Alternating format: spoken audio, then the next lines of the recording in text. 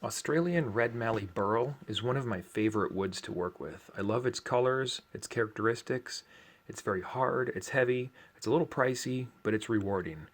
And I made a little video to demonstrate my use of Starbond adhesives on every sculpture I make, no matter what kind of wood or its characteristics. I am using cyanoacrylate or superglue. This burl had some enormous voids, which are kind of rare for red mallee burl. This was a commission specifically requested and chosen by the customer. This particular burl, here it is in the customer's home, delivered recently. The finish upon that sculpture is Ilva acrylic urethane. It's a sprayed on. I use an HVLP gun. I've been asked to make a video on that, and I will in the future. But at the moment, I'm going to show my use of the super glue. So this is the thinnest of the grades they offer, and they sell them in a few different thicknesses, depending on what kind of cracks you're filling or voids. So obviously there are enormous cavities upon this sculpture. I like those. Those are part of the characteristic of the sculpture, but what I'm doing here is filling in these hairline cracks. And those aren't from stress, they're just part of the growth of the wood, which is very chaotic, grain, irregular movement. There is some straight grain visible here, and that's because this burl grew right off the main trunk. Red mallee is a shrub. It's a garden variety. Not endangered, but semi rare. I buy it in bulk and keep it in the refrigerator, the beer fridge. So by doing that, it preserves it, keeps it fresh for a long time. What I do is I save the sanding dust, and on thicker voids, as I drool the super glue in, I can pack the very fine dust, and I collect that off my jet dust air filtration system, so I can rub it into the crack. That actually makes it a little absorbent, so that when the glue is applied, it draws right into that gap. And then here I'm just touching it because I put too much on there right there, and a blob is better than a run. So anyway, then with what remains, I might add a little bit more of dust and push it in. Now the reason for filling these, it's not structural, although this glue is very strong and it could be structural if you could put on re-adhere a piece that maybe broke off or whatever. But my reason in doing this is so that the finish is applied and it's more uniform. Okay, so here is an accelerator, and that can be little spritz can be put on, and then it will dry almost immediately, and then it can begin sanding. Sanding can commence. I've power sculpted this and then hand sanded it to 150 grit. That's when I begin applying the super glue. I might even do a little bit more once I get to the 220 stages. Past that, I don't apply it anymore, because I'm hoping that anything that kind of pools out from the fill areas sands away. I don't want to put it on in the later stages, because then it often shows up upon finishing. Ultimately, at the end, upon finishing. So I might spend a couple, I don't know, maybe an hour even just filling all these little areas, but it's different for each piece. Now this is the thicker one, and it's brown. That was recently sent to me by Starbond to demonstrate some of the different products they offer, and I really like it. This is the first sculpture I used, the brown medium thickness, and I chose it in this spot because it's a little bit thicker. So here I am quickly accelerating it. It's a catalyst, and then almost right away it's dry to the touch. So, as you know, if you've seen my other videos, I do my sanding not with my fingertips, but by taking paint sticks and shims and different pieces of wood, and then using different grades of foam rubber. I can then use spray adhesive and apply fresh sandpaper.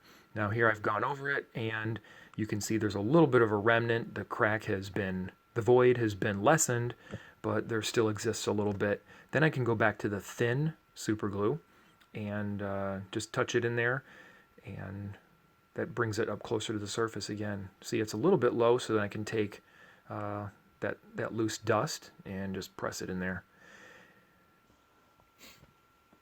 Here's the contents of my latest package from Starbond adhesives, and I love these big bottles. And again, just keep them in the refrigerator and they'll last months, maybe even years. I don't know. I've had one in there for 10 months and it's still nice and thin.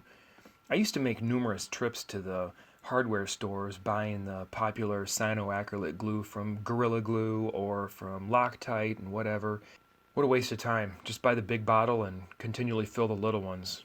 Here's a little note though, when you fill the small bottle, use a funnel or something, because if it drizzles down the side while you're holding onto the little bottle, you've just glued the little bottle to your fingertips. Ouch. Yeah, try to get that off. You can get 10% off an order if you use the link that I've added down below in the video notes. And also a little note about the white caps that you can put on the nozzle. Upon removing and putting them back on, they sort of tend to twist off the nozzle. So I got a solution for that I'd like to share with you. When you get your Starbond, and it comes in this little package, or unless you buy a bigger bottle, it's still, whatever you get, it's going to come with,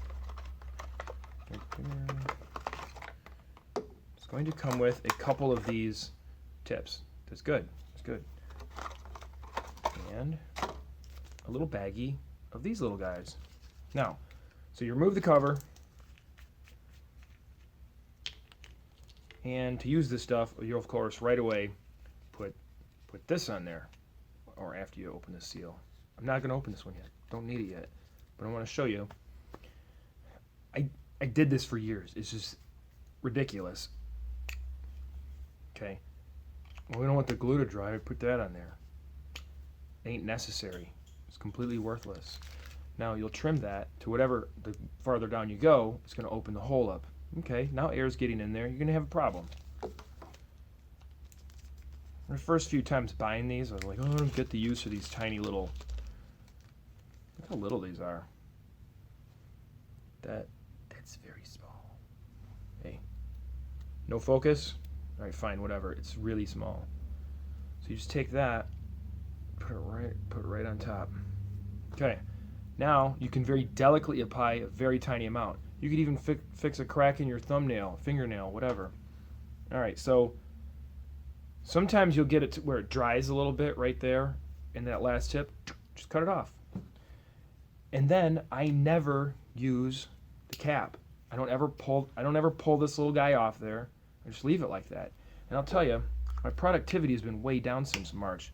Why? No art shows. Oh, I've been busy making other things. I'll show you. But that cap, there hasn't been a cap on here. Yeah, wow, several months, okay? And it works fine, see? No cap needed. Not going to harden. Still thin. Hasn't even been in the refrigerator. So, you might want to keep something like that around if you're going to whatever you're doing. Let's say you're going to go to an art show. And in case something happens, you want to have, actually, and I do, I keep a little, like a smaller tube or whatever, and it stays in my art fair van until it hardens up, it gels up, gets a little thick in time, and you just throw it out, or I don't know, use it for a gap fill or a bigger gap or whatever. Anyway, if I get gaps that are real big, I like to use a high-grade epoxy. Like, this is System 3. I also have West System. These are for boat repair. But if I was actually, and if this sculpture called for this kind of a deal where I wanted to fill that, I don't want to fill that. I like it. But if I wanted to fill it, then I would be using something more like this. Yeah, you could fill a gap with that, a gap that big, but it would take a lot of time, a long time. Okay, if anybody's ever seen Stephen Hatcher, Stephen S-T-H-P-H, I can't spell, S-T-E-P-H-E-N, Hatcher, H-A-T-C-H-E-R. He's well known in the woodworking communities, but he's got a really cool tutorial on his website. I haven't been to it in years, but I expect it's still there, about inlaying stone into carved or excavated crevices, say about a 1/4 inch thick, and you bust up some small thin rocks, and then you can use this to fill it, and you can actually create, yeah, it's incredible. I should do that again sometime. I should do a lot of whatever sometime. I gotta go. Bye now.